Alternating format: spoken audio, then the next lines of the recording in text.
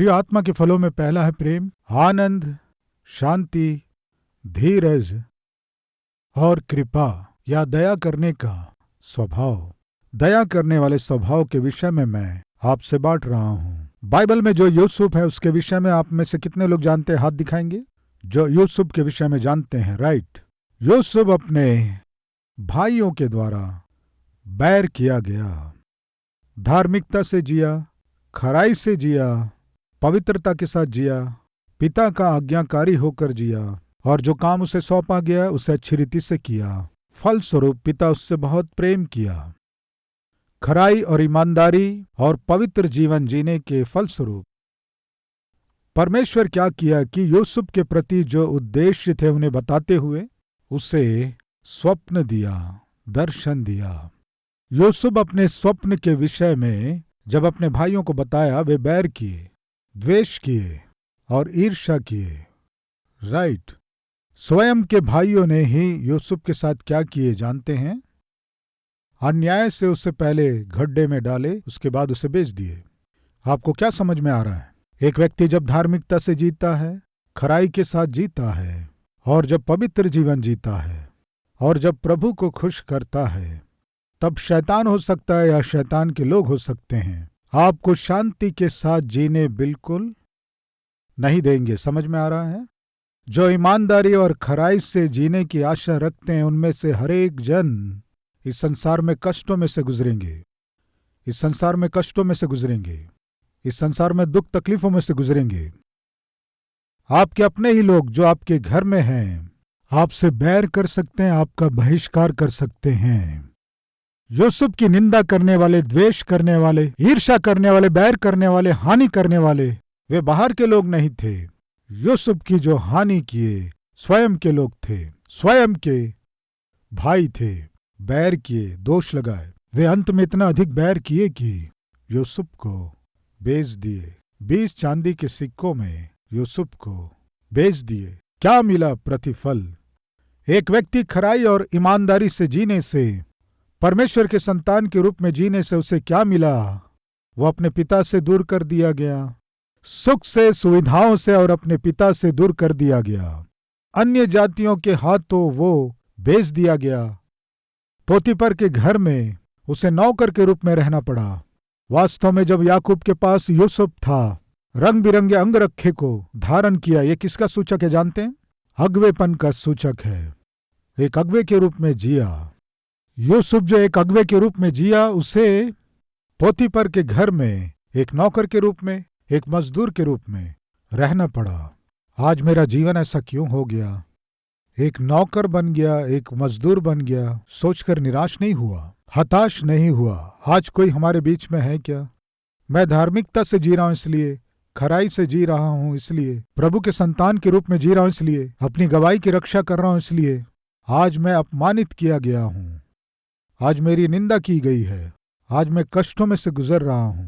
मेरे लोग ही मुझे बहिष्कार कर दिए, मेरे मित्र ही मुझे दूर कर दिए हैं, मेरा पार्टनर मेरे साथ धोखा किया। उसका कारण यह है कि मैं प्रभु पर विश्वास किया। अन्याय किए गए कोई हैं क्या? ईर्ष्या, आप पर ईर्ष्या कर रहे हैं क्या? द्वेष कर रहे हैं? शत्रुता कर रहे हैं? आपको दबाने की कोशिश कर रहे हैं क्या? तो ध्यान से इसे सुने। यूसुफ जब पोतीपर के घर में नौकर के रूप में रहा तब वो दबाया गया, क्योंकि एक नौकर के रूप में मुझे ये काम क्यों करना है? ये सोचकर निराश नहीं हुआ। उस घर में नौकर के रूप में ईमानदारी से वो काम किया, खराई से काम किया, मेहनत से काम किया। प्रिय भाई और बहनों, आप अपने जीवन में ऊपर आना चाहते हैं क्या? तो मेहनत से काम करना सीखिए, परिश्रम करना पसंद कीजिए। कभी भी जो मेहनत करने के लिए तैयार रहता है वो तरक्की करता है, सफल होता है।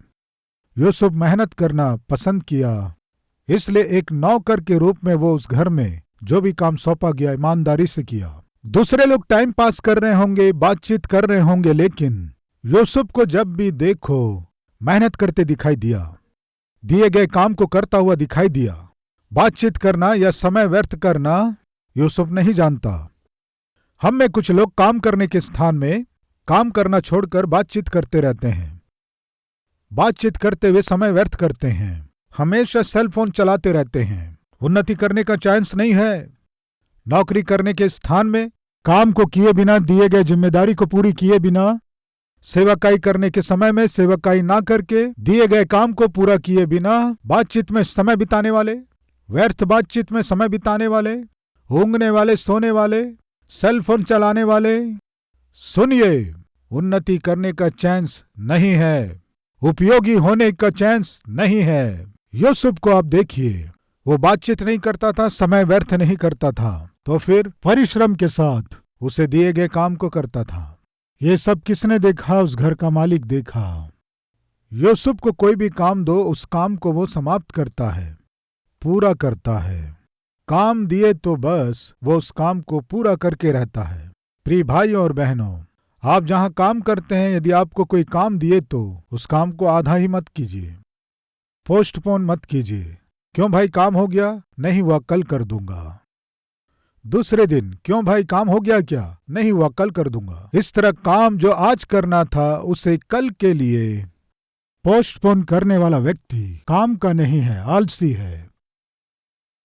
बाइबल को अगर हम ध्यान से जांचेंगे तो लिखा है, परमेश्वर 6 दिन काम करके 6 दिनों में काम को पूरा किया। बाइबल में इस तरह है, क्या किया? अपने काम को पूरा किया। परमेश्वर काम को प्रारंभ करके उसे पूरा किया। परमेश्वर के संतान हमें भी काम को प्रारंभ करके क्या करना है? पूरा करना, आधा अधूरा नहीं करना है। यूसुफ अपने जीवन में किसी भी काम को आधा अधूरा नहीं किया। आपके जीवन में यदि आपको उन्नति करना है, उपयोगी बनना है, तो प्रभु आपको आशीष देना है, आप आशा कर रहे हैं, तो जो भी काम आपके हाथ में दिया जाए उसे फिनिश कीजिए, उस काम को पूरा कीजिए। काम को आधा अधूरा मत छोड़िए। आपको जिसने काम दिया है उसे नरक मत दिखाइए। अरे बाबू, मैं आपको काम देखकर पछता रहा हूं, मेरी मूर्खता है। आपको कोई ऐसे ना कहे। लोग कह पाना है, अगर हम उसे काम देंगे तो वो पूरा करेगा। ऐसे आप जिए। मैं कुछ लोगों को सेवा में देखता हूं, उनके लिए मेरे मन में एक सोच रह जाती है। मान लीजिए कोई काम सौंपे, वो नहीं करेगा, कर रहा है ऐसे दिखाई देगा लेकिन नहीं करेगा। समझ में आ जाता है, छी, ऐसा व्यक्ति सेवा में क्यों आया। ऐसे को यदि काम देंगे तो काम नहीं होगा, काम पूरा नहीं होगा, ऐसी सोच मन में आ जाती है। ये सही नहीं है प्रियो।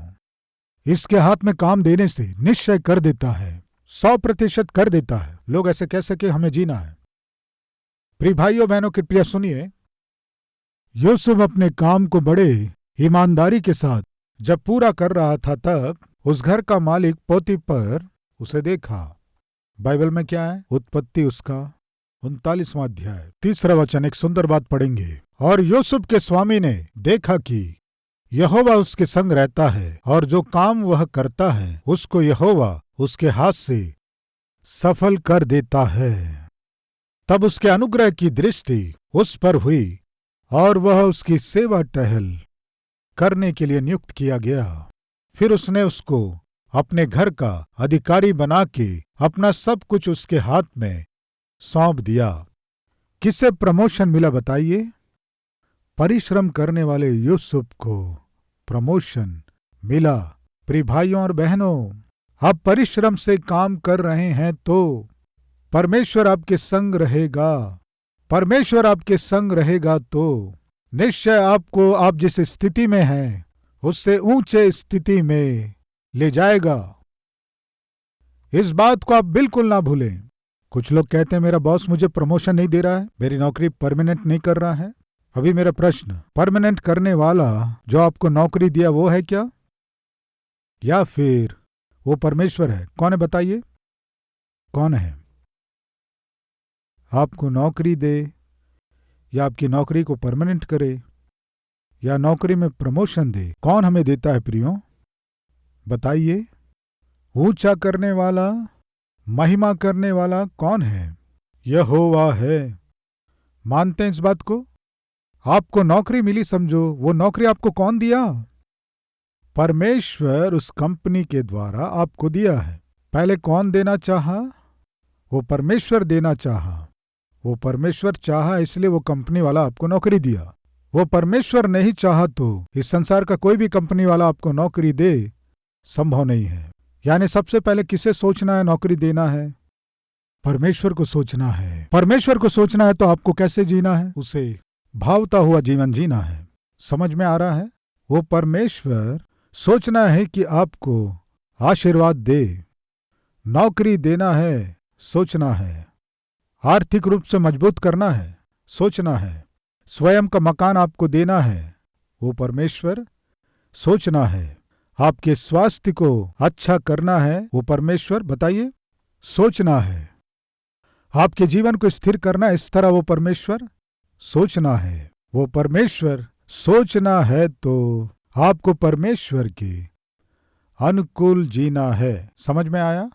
आप उस परमेश्वर के विपरीत जीते हुए, विरोध में जीते हुए, उस परमेश्वर को आप क्रोध दिलाते हुए, गुस्सा दिलाते हुए, मुझे प्रमोशन नहीं मिला कहेंगे तो कहां से मिलेगा? मेरी नौकरी परमानेंट नहीं हो रही है, कौन करेगा आपकी नौकरी को परमानेंट? मुझे नौकरी नहीं मिल रही है, कौन देगा आपको नौकरी? मेरा स्वास्थ्य अच्छा नहीं हो रहा है, कौन करेगा आपका स्वास्थ्य अच्छा? मेरे पास स्वयं का मकान नहीं है, कौन देगा आपको स्वयं का मकान? कृपया ध्यान दीजिए भाई और बहन, आज आपको जो चाहिए उसे दे पाने वाला केवल एक है, वो मेरा प्रभु यीशु मसीह है। वो परमेश्वर आपको दिए बिना इस संसार में आपको देने वाला कोई है क्या? है तो बताइए। कुछ लोग कहते हैं हाँ मेरी पत्नी है, मेरा ससुर बहुत धनवान व्यक्ति है, अगर पत्नी को मारूंगा तो वहां से ले आएगी। ऐसे सोचने वाले बेकार लोग कोई हैं? आपका ससुर भी देना है तो आपके ससुर को वो परमेश्वर देना है। याद है मैं कहना क्या चाहता हूं कि परमेश्वर के दिए बिना इस संसार में आपको कोई दे सकता है क्या? बताइए। परमेश्वर के आज्ञा के बिना क्या रोटी का एक टुकड़ा आप अपने मुंह में रख सकते हैं? बताइए। प्रिय भाई और बहन सुनिए, आप भोजन का एक निवाला रख पाते हैं तो इसका कारण जानते हैं? वो परमेश्वर परमिशन दिया है, इसीलिए ना भूलें। इसलिए कह रहा हूं आपके जीवन में आपको जो भी चाहिए मांगो तो तुम्हें दिया जाएगा। कौन देगा बताइए? परमेश्वर ही देगा। किसके द्वारा देगा? वो परमेश्वर प्रबंध करेगा। वो परमेश्वर जो देना चाहता है, नौकरी देना चाहता है क्या? वो परमेश्वर जब नौकरी देना चाहता है तो कंपनी वाले को कहेगा तुम दो मेरे बेटे को नौकरी, कहने से वो क्या करेगा? तुरंत ज्वाइनिंग लेटर आपको भेजेगा। समझ में आ गया? आपको प्रमोशन देना है, समझो, ओए प्रमोशन दो, इस तरह उस अधिकारी को कहने से वो अधिकारी क्या करेगा? प्रमोशन देगा। प्रियो, खुसरो नाम का राजा यहूदियों को क्या प्रचार किया जानते हैं? यहूदियों, सारी सृष्टि पर शासन करने वाला परमेश्वर मुझे आज्ञा दिया है। क्या है जानते हैं? तुम सबको भेजकर उस परमेश्वर के लिए मंदिर का निर्माण करो। वो परमेश्वर आज्ञा दिया है। कौन है प्रियो? ये खुसरो फारस देश का राजा है, अन्य जाति है। एक अन्य जाति कह रहा है यहूदियों तुम यरूशलेम चले जाओ, यहूदियों तुम जो यहाँ गुलाम हो, तुम्हारे परमेश्वर के मंदिर का निर्माण करने जाओ। सारी सृष्टि पर शासन करने वाला परमेश्वर मुझे आज्ञा दिया है, तुम्हें भेजने को कहा है, तुम्हें सोना देने को कहा है, चांदी देने को कहा है, सामग्री देने को कहा है, मंदिर के निर्माण के लिए सब कुछ प्रबंध करो कहा है। मैं सब कुछ इकट्ठा कर रहा हूँ, तुम जाओ, जाकर तुम अपने परमेश्वर के मंदिर का निर्माण करो। परमेश्वर निर्माण की जिम्मेदारी किसे दे रहा है? खुसरो राजा के द्वारा परमेश्वर कहलवाया, सुनो भाइयों, जाओ जाकर मंदिर का निर्माण करो, ये कहकर भेजा। प्रिय भाइयों और बहनों, राजाओं को आज्ञा देने वाला परमेश्वर मेरा परमेश्वर है, न भूलें। प्रमोशन यूसुफ पा लिया, कितना खुश हुआ होगा। नौकर के रूप में इस घर में मैं आया। प्रिय बहन, कामवाली के रूप में, नौकर के रूप में उस घर में गए क्या? या एक नौकर के रूप में ऑफिस में गए, ऑफिस बॉय के रूप में, गुमस्ता के रूप में, असिस्टेंट के रूप में, अकाउंटेंट के रूप में? किस नौकरी को करने के लिए आप उस ऑफिस में गए? सुनो, परमेश्वर यदि आपके संग होगा तो उसी ऑफिस में परमेश्वर आपको उत्तम स्थान में लेकर जाएगा, ना भूलें। प्रमोशन मिल गया, बहुत खुश था। सावधान, आपके जीवन में यदि प्रमोशन मिल गया तो समझ लो शैतान अपना फन फैलाया है। ये अर्थ है। क्या है? आपके जीवन में प्रमोशन मिल गया, आपके जीवन में आशीष मिल गया, आपके जीवन में आपने जो सोचा वो काम पूरा हो गया। यदि आप सोच रहे हैं तो सावधान, शैतान अपना फन उठाएगा। कारण क्या है कि उसे ये पसंद नहीं है। क्या पसंद नहीं है? आपको नौकरी मिल गई ना, ये उसे बिल्कुल पसंद नहीं है। आपको संतान हुई ना, खुश होना उसे बिल्कुल पसंद नहीं है। आपका सुंदर बच्चा हुआ ना, आप खुश हो, ये उसे पसंद नहीं है। नौकरी मिल गई है, आप सबको मिठाई बांट रहे हैं, ये उसे बिल्कुल पसंद नहीं है। पति पत्नी मेल मिलाप के साथ शांति से जी रहे हैं ना, वो बिल्कुल पसंद नहीं करेगा।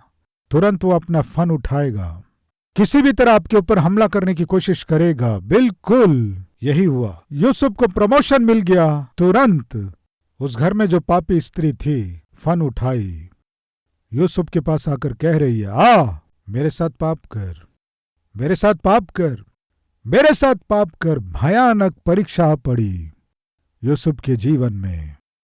ऐसे समय में यूसुफ, परमेश्वर उसके संग था, इसीलिए घर में कोई नहीं है, मालिक भी नहीं है, आ पाप करेंगे, ये कहकर पोतीफर की पत्नी यूसुफ की परीक्षा की। तो यूसुफ क्या कहा जानते हैं? तेरे साथ शायद तेरा पति नहीं है, लेकिन मेरा परमेश्वर मेरे साथ है। मैं ऐसी बड़ी दुष्टता करके परमेश्वर का अपराधी क्यों बनूं? निश्चय कह दिया, ऐसी बड़ी दुष्टता का काम मैं नहीं करूंगा, कह दिया। प्रतिफल क्या हुआ? उसकी इच्छा पूरी नहीं हुई, इसलिए उसके साथ पाप नहीं किया, इसलिए खराई से ईमानदारी से जीने वाले यूसुफ को बेरहमी के साथ निंदा की। पोतीफर जब दूर प्रांत से लौट कर आया, पोतीफर से बोली, देखो तुम्हारा लाया हुआ दास क्या किया। इस यूसुफ ने क्या किया जानते हो? क्या किया है? मेरे साथ हंसी करना चाहता था। यूसुफ ऐसा व्यक्ति नहीं है। वही मुझ पर शक करते हो, उसका समर्थन करते हो। वो मेरे साथ हंसी करना चाह, कहने से सुनते क्यों नहीं हो? वो क्या झगड़ा की पता नहीं। अंत में पोतीफर क्रोध से भरकर यूसुफ की निंदा किया, आरोप लगाया, अपराधी के रूप में ले जाकर क्या किया? बंदी गृह में डाल दिया। प्रियो, यूसुफ को कहां शांति है बताइए? भाई बैर किए, बेच दिए, फिर आकर एक घर में नौकर का काम कर रहा था, खरा जीवन जी रहा था, फिर भी ईमानदारी से जी रहा था, फिर भी प्रमोशन मिल गया जब सोच रहा था। अचानक शैतान फन उठाकर पोतीफर की पत्नी के द्वारा यूसुफ के ऊपर हमला करने से यूसुफ फिर से निंदा किया गया, दोष लगाया गया। अपराधियों के मध्य यूसुफ को ले जाकर डाल दिए। ये क्या है प्रभु? ईमानदारी और खराई से मैं जी रहा था, मेरे भाई मुझसे बैर किए, मेरे भाई मुझे बेच दिए। यहां खराई और ईमानदारी से जी रहा था तो ये लोग बेरहमी से मेरे ऊपर दोष लगाकर, अपराधी बनाकर अपराधियों के बीच डाल दिए। खराई से जीने वाले के लिए यही प्रतिफल है क्या? आज हमारे बीच कोई है क्या? पास्टर जी, दिन प्रतिदिन मेरे जीवन में क्लेश बढ़ रहे हैं, मेरे दुख बढ़ते जा रहे हैं। खराई से जी रहा हूं, ईमानदारी से जी रहा हूं, प्रभु के संतान के रूप में जी रहा हूं, लेकिन पता नहीं क्यों दिन प्रतिदिन गिरता जा रहा हूं। मेरा जीवन दिन प्रतिदिन कष्टों में, दुख और तकलीफों में, मुसीबतों में डगमगा रहा है। क्यों मेरे जीवन में ऐसा हो रहा है? ऐसा आप में किसी को प्रश्न है क्या? ध्यान से सुने। 39 उसका 20। और यूसुफ के स्वामी ने उसको पकड़कर बंदी गृह में, जहां राजा के कैदी बंद थे, डलवा दिया। अतः वह उस बंदी गृह में रहा, पर यहोवा यूसुफ के संग संग रहा और उस पर करुणा की, और बंदी गृह के दरोगा के अनुग्रह की दृष्टि उस पर हुई। इसीलिए बंदी गृह के दरोगा ने उन सब बंदियों को जो कारागार में थे यूसुफ के हाथ में सौंप दिया, और जो जो काम वे वहां करते थे वह उसी की आज्ञा से होता था। यूसुफ के वश में जो कुछ था उसमें से बंदी गृह के दरोगा को कोई भी वस्तु देखनी न पड़ती थी, क्योंकि यहोवा यूसुफ के साथ था, और जो कुछ वह करता था यहोवा उसको उसमें सफलता देता था। बंदी गृह में डालने से परमेश्वर बंदी गृह में भी यूसुफ के संग था। प्रिय बहन, आप निर्धन हो सकती हैं, प्रिय भाई आप निर्धन हो सकते हैं, लेकिन परमेश्वर आपके संग होने से कृपया ध्यान दीजिए, उस निर्धन स्थिति में ही परमेश्वर आपको उत्तम स्थान में लेकर जाएगा। लेकिन करना क्या है, ध्यान से सुने, मैं आपको बता रहा हूं। प्रिय भाइयों और बहनों, आपको मनुष्य पहचाने या ना पहचाने, आपका सम्मान करे या ना करे, जो काम आप कर रहे हैं, जो नौकरी आप कर रहे हैं, जो काम हाथ में सौंपा गया, सामर्थ्य से बढ़कर कीजिए, भरोसे के साथ कीजिए। परमेश्वर देख रहा है, इस ध्यान से कीजिए। निश्चय परमेश्वर आपको एक दिन ऊंचा करेगा, आशीष देगा, इसमें कोई संदेह नहीं है। अंत में यूसुफ बंदी गृह में था। जब वह बंदी गृह में था, उस बंदी गृह के कैदियों की वो सेवा करता था। 40वां अध्याय 4वां वचन। तब अंगरक्षकों के प्रधान ने उनको यूसुफ के हाथ सौंपा और वह उनकी सेवा टहल करने लगा। सेवा टहल का अर्थ क्या है? अधिकार चलाना है, उन लोगों की सेवा करना। अतः वे कुछ दिन तक बंदी गृह में रहे। मिस्र के राजा का पिलाने हारा और पकाने हारा बंदी गृह में बंद थे। उन दोनों ने एक ही रात में अपने अपने उनहार के अनुसार स्वप्न देखा। सवेरे जब यूसुफ उनके पास अंदर गया, कब गया? सवेरे यूसुफ कब आया जानते हैं प्रियो? सुबह होते ही आ गया। किसकी सेवा करने? अपराधियों की सेवा करने, दुष्टों की सेवा करने। बहन, आपके घर में, आपके घर के निर्माण के विषय में, घर का रसोई का काम करने के लिए सुबह होने के बाद भी आप उठ नहीं रहे हैं। परिवार का पोषण करना है। आप जो पति हैं, सुबह हो जाती है लेकिन उठते नहीं हैं। 7 बज गया, 8 बज गया तो भी नहीं उठते हैं। कहाँ है आपकी जिम्मेदारी? कहाँ है आपकी जिम्मेदारी? अपराधियों और चोरों की सेवा टहल करने के लिए यूसुफ सवेरे उठकर आ गया, अर्ली मॉर्निंग उठकर आ गया। आने के बाद वहां 2 कैदी चेहरा उदास बनाकर बैठे हुए थे। जो उदास चेहरा बनाकर बैठे हुए थे, उन कैदियों की ओर देखकर, सुनो, क्या हुआ? क्यों इतने उदास हैं? क्या हुआ? खतरनाक अपराधियों से प्यार से बात करना संभव है? संभव होगा क्या? आत्मा का फल यह है कृपा, यानी दयालुपन। प्रियो, एक आत्मिक व्यक्ति दया कर रहा है किसके ऊपर? कैदियों के ऊपर। क्यों ऐसे उदास हैं? क्या हुआ? क्या बताएं यूसुफ? हम स्वप्न देखे। क्या स्वप्न? क्या स्वप्न देखे? तुम्हें बताने से भी हमें क्या लाभ? चिंता मत करो, मैं जिसकी उपासना करता हूं परमेश्वर तुम्हारे स्वप्न का अर्थ बताने में सक्षम है। हिम्मत ना हारें, जो सहायता मुझे करनी है मैं करूंगा। प्रियो, किससे कह रहा है? अपराधियों से। तुम अपना स्वप्न बताओ। तब जो राजा के पास पिलाने हारे का काम करता था, स्वप्न बताया। तब यूसुफ ने कहा, तुम हिम्मत से रहो, तुमने जो नौकरी खोई है वो तुम्हें 3 दिनों में ही मिल जाएगी। तुम राजा के पास फिर से नौकरी पालोगे, राजा के पास पिलाने हारे के रूप में रहोगे। हिम्मत से रहो, क्यों रो रहे हो? 3रा दिन आ ही गया। राजा ने संदेश भेजा, उस पिलाने हारे को लेकर आओ। अन्याय से उसे बंदी गृह में डाल दिए। संदेश आया, यूसुफ यूसुफ। क्यों इतने खुश हो यूसुफ?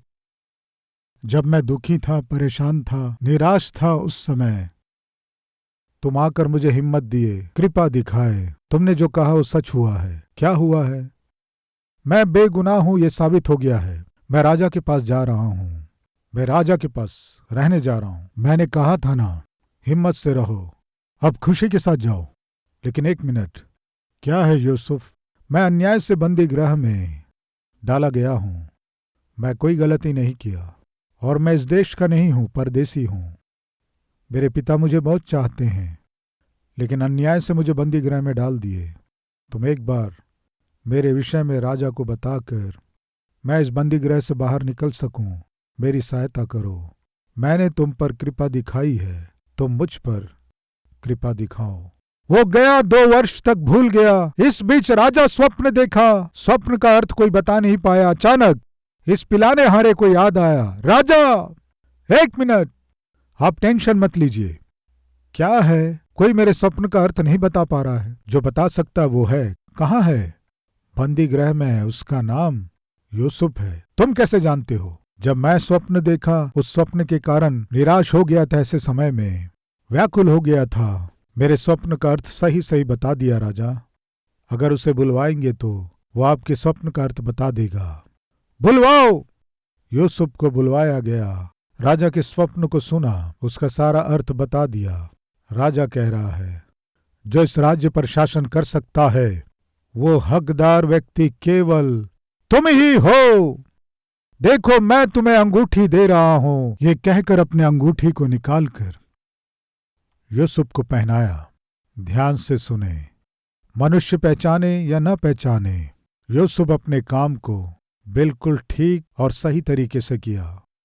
दिन प्रतिदिन उसके जीवन में वह निचली दशा में जा रहा है, उसे लगने पर भी मेरा परमेश्वर मेरे संग है, समय आने पर मेरा परमेश्वर ऊंचा करेगा, ये सोचकर निर्धनता में और नौकर के रूप में, गुलाम के रूप में, अंत में अपराधियों की सेवा टहल करने के स्थान में उसे जब जीना पड़ा तो परमेश्वर की दया दूसरों पर करना वो नहीं भूला। प्रिय भाई, प्रिय बहन, वो कष्टों में रहने पर भी, निंदा किए जाने पर भी, अपराधी कहे जाने पर भी यूसुफ दया दिखाना बिल्कुल नहीं छोड़ा।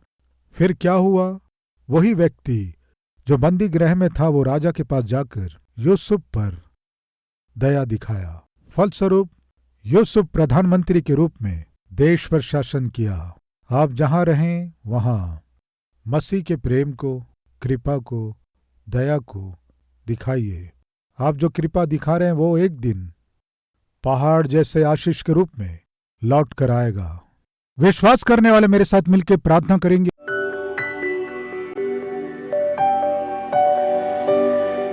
महान पवित्र प्रेमी परमेश्वर पिता, आप कृपालु परमेश्वर हैं। वो कृपा हमारे जीवन में होगी तो, वो कृपा यदि हम दूसरों पर करेंगे तो एक दिन पिता हमने जो दूसरों पर कृपा किया 100 गुना बढ़कर वापस लौटकर हमारे ऊपर आशीष के रूप में आएगा।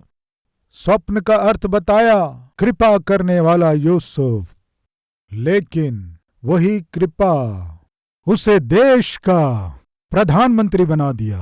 पिता, हम निंदा किए जाने पर भी, धार्मिकता और ईमानदारी और खराई से जीने के बाद भी बहिष्कार किए जा रहे हैं, ईर्ष्या किए जा रहे हैं। बहुत से लोग पिता हमारे विषय में बुराई करने पर भी निराशा के अधीन न होकर हम जहां रहें वहां आपके संग जी सके हमारी सहायता कीजिए। पवित्रता को छोड़े बिना मेहनत से काम करने की सामर्थ्य दीजिए। कृपा यूसुफ को बंदी गृह से छुड़ाया।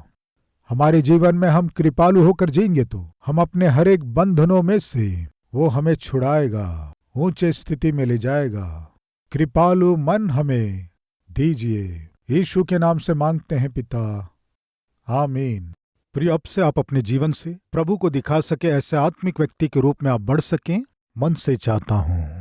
इस संदेश के द्वारा आपने आशीष पाया है तो लाइक कीजिए और बहुतों को शेयर कीजिए, और उतना ही नहीं, एक कमेंट कीजिए, उसे मैं पढ़ूंगा, प्रभु की महिमा करूंगा।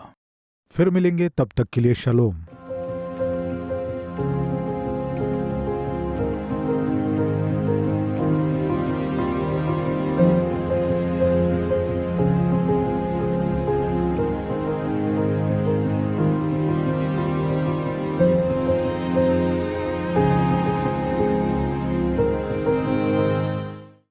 हमारा पता Calvary, post box number 30, Kukatpally, Hyderabad 72।